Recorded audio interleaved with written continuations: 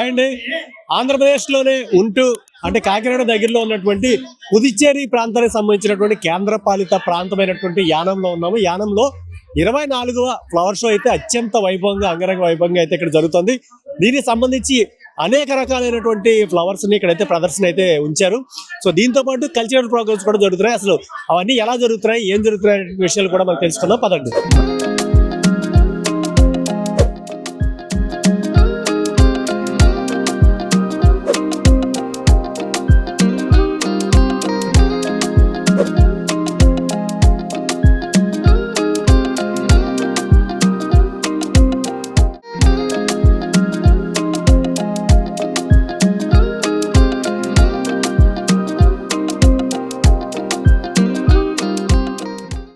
So 24వ flower షోకి సంబంధించినటువంటి agriculture department సంబంధించినటువంటి డెమోన్స్ట్రేషన్ ఆఫీసర్లు మనతో ఉన్నారు. వారితో పాటు మిగతా అధికారులు కూడా ఉన్నారు. వీరిని అడిగి అసలు ఇక్కడ ఏ ప్రాంతాల నుంచి ఎన్ని రకాల ఫ్లవర్స్ వచ్చి ఇది ఎలా జరుగుతుందనే విషయం అయితే మనం తెలుసుకున్నాం. సార్ నమస్తే. అసలు ముందుగా చాలా రకాల ఫ్లవర్స్ అయితే కనబడుతున్నాయి. చాలా అత్యద్భుతంగా మీరైతే డెకరేషన్ చేశారు. సో దానికి మా ఛానల్ తరపు నుంచి మీకు కూడా నేను కంగ్రాచులేషన్స్ చెప్తున్నాను. చాలా బాగుంది, చాలా అందంగా ఉంది. సార్ అసలు ఇక్కడ ఎన్ని రకాల పుష్ప జాతులు ఉన్నాయి, అసలు ఇవి ఎక్కడి నుంచి వచ్చాయి? నా పేరు విజయ్ కుమార్ అండి. నేను అగ్రికల్చర్ డిపార్ట్మెంట్లో డెమోన్స్ట్రేషన్ అసిస్టెంట్గా వర్క్ చేస్తున్నాను. ఈ 24వ ఫ్లవర్ షో కోసం మేము 4 నెలల ముందు నుంచే మేము ఒక ప్లాన్ చేసుకుని మేము ప్రతిదీ కూడా మేము ముందుకు వెళ్తాం జరుగుతుంది. మా డిపార్ట్మెంట్ యొక్క కృషి ఏంటంటే మొత్తంగా ఈ యొక్క 54వ ఫ్లవర్ షోకి 53 లక్షలు గవర్నమెంట్ మాకు ఇవ్వటం జరిగింది. ఈ 53 లక్షలతో ఈ షో మేము చేయడానికి మేము ముందుకు వచ్చాము.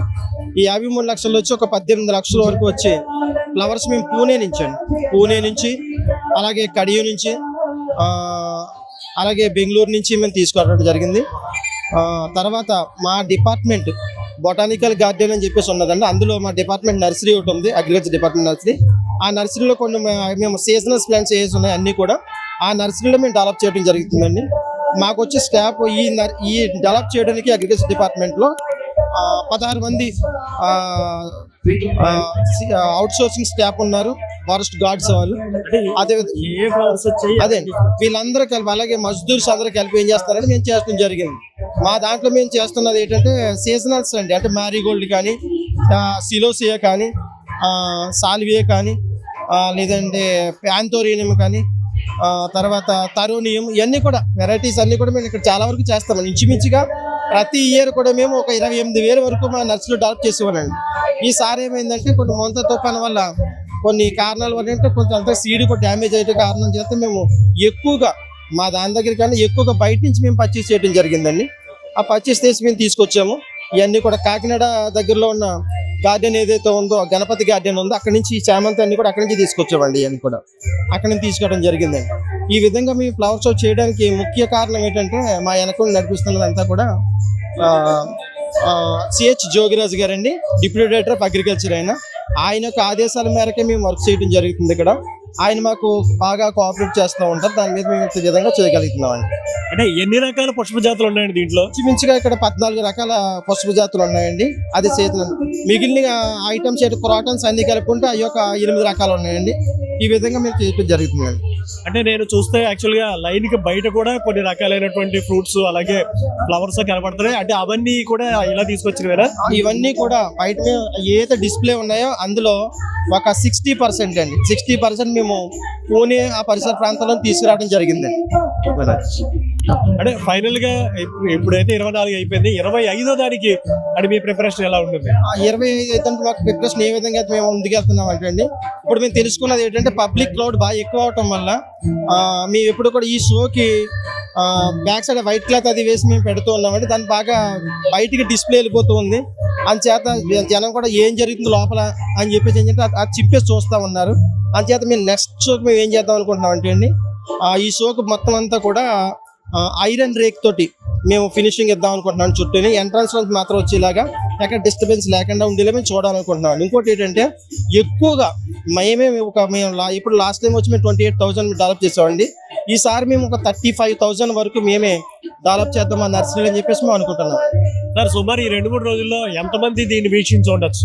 సుమారుగా మాకు ఇంచుమించుగా 3 లక్షల మంది ఉంటారండి. ఇప్పటివరకు వీక్షించిన వాళ్ళు అయితే అండి చాలా మేము ఎప్పుడు కూడా ప్రతి సంవత్సరం క్లౌడ్ ఎలా ఉండేది అంటే ఓన్లీ 4 o'clock ఈవినింగ్ 4 o'clock నుంచి మాత్రమే ఉండేదండి వచ్చేది. కానీ ఈ సంవత్సరం ఏమైందంటే 9 o'clock నుంచి మార్నింగ్ 9 o'clock నుంచి స్టార్ట్ అవుతుంది.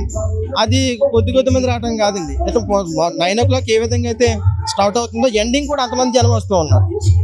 అదే సో అదండి, ఉదయం 9కి మొదలుపెట్టి రాత్రి 9 వరకు జరుగుతున్నటువంటి ఫ్లవర్ షోలో దాదాపుగా 3 రోజులు అంగరంగ వైభవంగా జరిగింది. దీన్ని సుమారుగా 3 లక్షల మందికి పైగా వీక్షించారని అయితే వీరు చెప్తున్నారు. సో అలాగే 2027లో జరిగేటటువంటి దానికి కూడా చాలా భారీ ఎత్తున ఏర్పాట్లు అయితే చేస్తూ ఇప్పుడు జరిగినటువంటి తప్పుల్ని అప్పుడు జరగకుండా చూసుకుంటామని చెప్పి వారైతే తెలియజేస్తున్నారు.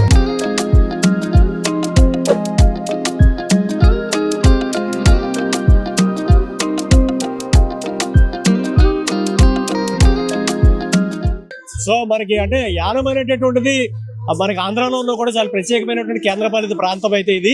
సో దీనికి సంబంధించి ఇక్కడ ఉన్నటువంటి పోలీస్ అధికారి ఒక ఆయన ఉన్నారు. సార్, ఇప్పుడు 24వ ఫ్లవర్ షో జరుగుతుంది, దీనికి సంబంధించినటువంటి ఏర్పాట్లు అసలు ఎంతమంది పోలీసు పాలకులు ఉన్నారు, ఎలా జరుగుతున్నాయి అసలు ఏర్పాట్లు? ఇక్కడ ఏర్పాట్లు అన్నీ 24 సంవత్సరాల నుంచి చాలా చక్కగా జరుగుతుందండి.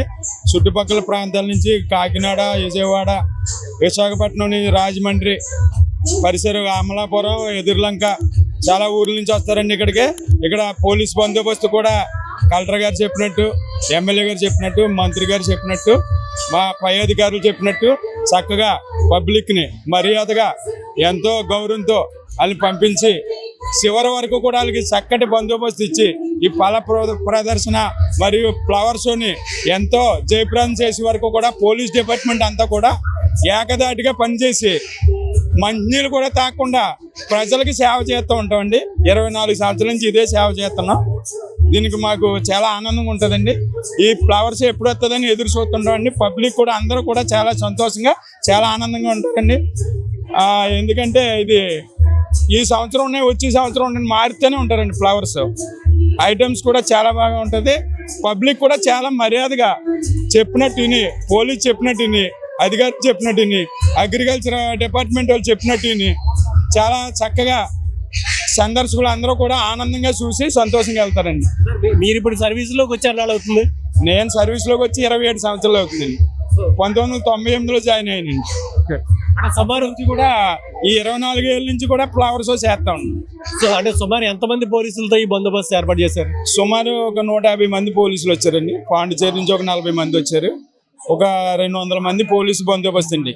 పబ్లిక్ కూడా అలాగ వస్తారండి. అడిగిన పోలీసు ఎవరికి కూడా ఇబ్బంది కలగకుండా మా ఆఫీసర్ గారు చెప్పినట్టు, ఎస్పీ గారు చెప్పినట్టు, ఇన్స్పెక్టర్ గారు చెప్పినట్టు, SHO గారు చెప్పినట్టు, అదేవిధంగా కలెక్టర్ గారు చెప్పినట్టు చక్కగా బందోబస్తు ఇచ్చండి. పబ్లిక్ అందరినీ కూడా మర్యాదగా ఎటువంటి ప్రాబ్లం లేకుండా మర్యాదగా వాళ్ళని సందర్శించి ప్రోగ్రామ్ అంతా అయ్యే వరకు వాళ్ళకి బందోబస్తు ఇచ్చి పంపించడం జరుగుతుందండి. అందరూ కూడా ఎటువంటి అవకతవకలు లేకుండా సంతోషంగా వెళ్తారండి. Okay, thank you sir. ఎలా కనిపిస్తుంది మీరు? చాలా బాగున్నదండి ఇక్కడ. మరి ఇదే ఫస్ట్ సార్ రావడం. ఎక్కడి నుంచి వచ్చారు? సౌత్నర్ నుంచి. ఏమా సౌత్నర్ యానమేనా? యాను